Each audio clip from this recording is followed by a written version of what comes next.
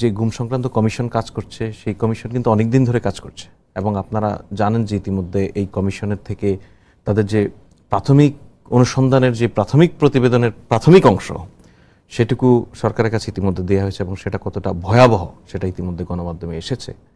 সেই ভয়াবহতার প্রেক্ষিতেই কিন্তু প্রধান উপদেষ্টা প্রফেসর ইউনূস বলেছেন যে উনি এই আয়নাঘরগুলি ভিজিট করতে চান। তারপরে প্রয়োজনীয় প্রস্তুতি নিতে যতটুকু সময় লেগেছে, কখনো কখনো ওনার শিডিউল মেলানোর বিষয়ে আগে পরে হয় কয়েকদিন, হয়তো এতটুকু আমি জানি। এর বাইরে আসলে বাধার বিষয়ে আমরা অফিসিয়ালি এই ধরনের কোনো কিছু আমাদের কাছে জানা নেই। তো 6 মাস ধরেন আপনি, হ্যাঁ 6 মাস কেন করি, শেখ হাসিনা সহ তার যে সমস্ত সহযোগীরা এই ভয়াবহ অপরাধের সঙ্গে জড়িত, তাদের শুধু অন্য সকল অপরাধ বাদ দিয়ে শুধু যদি এই একটা অপরাধের বিচার করার আমরা তাগিদ অনুভব করি, জাস্ট এই কমিশনের যে ফাইন্ডিংস এনাফ, আর কিচ্ছু দরকার নেই। মানে অনেকগুলি মামলায় সে সর্বোচ্চ সাজায় ভুগবে হয়তো। এখন বিষয় হচ্ছে কাজ কিন্তু সরকার আগস্টে দায়িত্ব নেওয়ার পরপরই এই কমিশন গঠন হয়েছে, সেই কমিশন কাজ শুরু করেছে। সেই কমিশনের কাজ, কমিশনের যে রিকমেন্ডেশনস, কমিশনের সঙ্গে নিয়মিত যোগাযোগ, তার প্রেক্ষিতেই কিন্তু লিমিটেশনস আছে কিনা বুঝতে চাইছি, কারণ 6 মাস লাগলো আপনাদের এই পরিদর্শনে যেতে। আমার জানাই, কিন্তু একই সঙ্গে এটাও সত্য, ধরেন আরেকজনকে ভিকটিমকেও যদি আপনি নেন, ঘটনা কিন্তু একই, অপরাধের যেই ভয়াবহতা যা একই জিনিস দেখবে। আমাদের কাছে মূল জিনিস ছিল জাতির সামনে এটাকে তুলে ধরা। সেই তুলে ধরাটা এত দেরি হলো কেন? আমি কোনো দেরি দেখছি না, আমি কোনো দেরি দেখছি না। আগস্টে এই সরকার গঠন হয়েছে, আগস্ট থেকে এই আয়নাঘর নিয়ে কাজ শুরু হয়েছে। আপনি 6 মাস সময় লাগা, ঠিক আছে, 6 মাস কেন বলছেন আপনি? তার সরকার দায়িত্ব নেওয়ার পরপরই তো এটা নিয়ে কাজ শুরু করেছে। জাতির সামনে তো এটা আপনারা আরো আগে তুলে ধরতে পারতেন। আমি আপনাকে একটা এক্সাম্পল দেই। আপনার এই যে টক শোটা, এটার একটা স্টোরি, এর মধ্যে যে এই বিতর্কটা আমরা বুঝে হোক না বুঝে করি যে অনেক ভিকটিমকে নিয়ে যায়নি কেন, আরো মিডিয়াকে কেন নিয়ে যায়নি। ওনারা বলছিলেন যে এমন এমন ঘর আছে ওখানে একজন মানুষ ঢুকতে পারে না, বা আমরা বলছি 6 মাসে কেন যায়নি। এটা বলার মধ্য দিয়ে এই যে ভয়াবহতা, এটা যে ফোকাসটা, আমি মনে করি ফোকাসটা নষ্ট হয়। সেখানে প্রায়োরিটি নিয়ে প্রশ্ন আছে। প্রায়োরিটি আজকে যদি আপনি প্রশ্ন আছে ফায়জ আহমেদ, নিয়ে যারা কাজ করছে দীর্ঘদিন ধরে, তাদের আজকে আপনার এই শোটা যদি ব্যাংকিং সেক্টরের অনিয়ম নিয়ে আপনি এখানে বসতেন, তাহলে বলতেন যে 6 মাস কেন লাগলো এই অনিয়মটা ধরতে। এই সরকারের কাছে এমন এক রাষ্ট্র ব্যবস্থা রেখে গেছে, প্রতিষ্ঠানগুলি এমন এক ভয়াবহ অবস্থায় রেখে গেছে, আপনি যেখানে হাত দিবেন সেখানেই ভয়াবহ, এবং মনে হবে কেন এটা প্রথম দিনই ঠিক করে ফেলা গেল না। মানুষের এই যে আবেগ, আগ্রহ, এটাকে অসম্মান করার কোনো জায়গা নেই, কিন্তু বাস্তবতা দিয়ে বিবেচনা করতে হবে। একটু কমিশন কাজ করছে, ইনকোয়ারি কমিশন, সেটা মানুষ তো এখন সেই ব্যাপারে আপনারা কতটা সচেতন? আমরা অবশ্যই সচেতন। আমরা সচেতন না হলে কিন্তু আয়নাঘর ভিজিটই হতো না।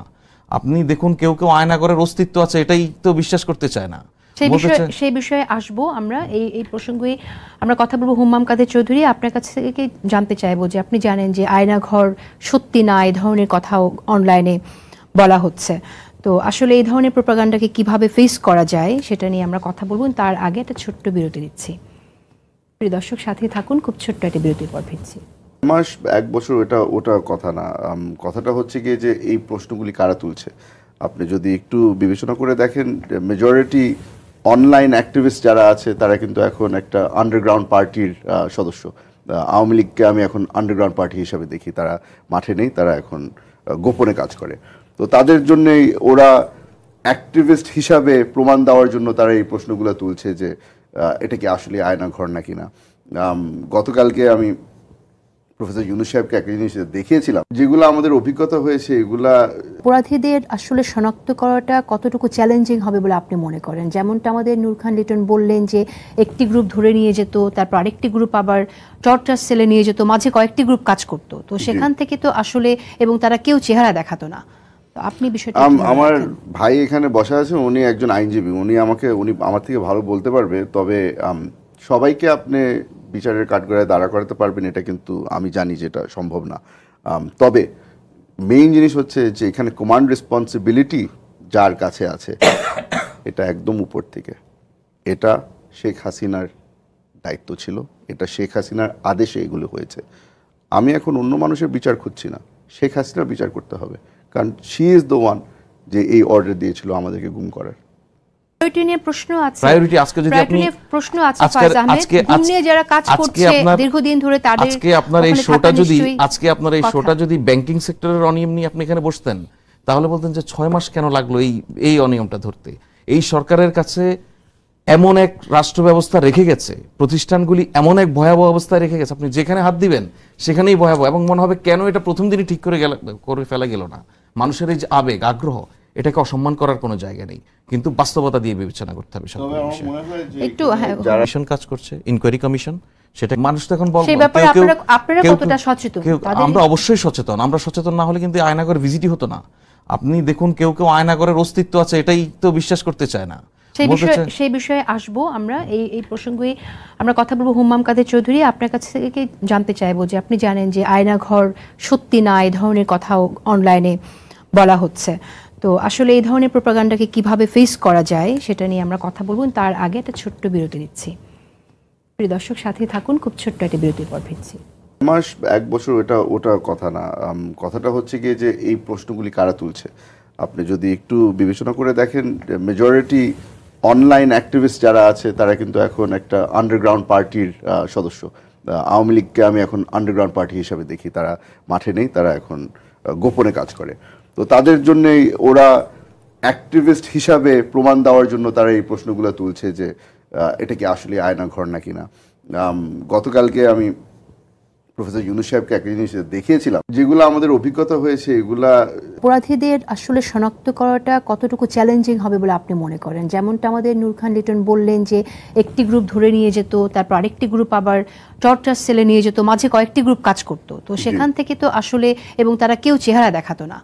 তো আপনি বিষয়টা আমার ভাই এখানে বসা আছে, উনি একজন আইনজীবী, উনি আমার থেকে ভালো বলতে পারবে। তবে সবাইকে আপনি বিচারের কাঠগড়ায় দাঁড়া করাতে পারবেন এটা কিন্তু আমি জানি যে এটা সম্ভব না। তবে মেইন জিনিস হচ্ছে যে এখানে কমান্ড রেসপন্সিবিলিটি যার কাছে আছে এটা একদম উপর থেকে। এটা শেখ হাসিনার দায়িত্ব ছিল, এটা শেখ হাসিনার আদেশে এগুলো হয়েছে। আমি এখন অন্য মানুষের বিচার খুঁজছি না, শেখ হাসিনার বিচার করতে হবে, কারণ শি ইজ দ্য ওয়ান যে এই অর্ডার দিয়েছিল আমাদেরকে গুম করার। আসবো আমরা, এই প্রসঙ্গে আমরা কথা বলবো। হুম্মাম কাদের চৌধুরী, আপনার কাছ থেকে জানতে চাইবো যে আপনি জানেন যে আয়নাঘর সত্যি না, এই ধরনের কথাও অনলাইনে বলা হচ্ছে। তো আসলে এই ধরনের প্রোপাগান্ডাকে কিভাবে ফেস করা যায় সেটা নিয়ে আমরা কথা বলবো। তার আগে একটা ছোট্ট বিরতি নিচ্ছি। প্রিয় দর্শক, সাথে থাকুন, খুব ছোট্ট একটা বিরতির পর ফিরছি। মাস এক বছর ওটা কথা না। কথাটা হচ্ছে গিয়ে যে এই প্রশ্নগুলি কারা তুলছে। আপনি যদি একটু বিবেচনা করে দেখেন, মেজরিটি অনলাইন অ্যাক্টিভিস্ট যারা আছে তারা কিন্তু এখন একটা আন্ডারগ্রাউন্ড পার্টির সদস্য। আওয়ামী লীগকে আমি এখন আন্ডারগ্রাউন্ড পার্টি হিসাবে দেখি। তারা মাঠে নেই, তারা এখন গোপনে কাজ করে। তো তাদের জন্যেই ওরা অ্যাক্টিভিস্ট হিসাবে প্রমাণ দেওয়ার জন্য তারা এই প্রশ্নগুলো তুলছে যে এটা কি আসলে আয়নাঘর নাকি না।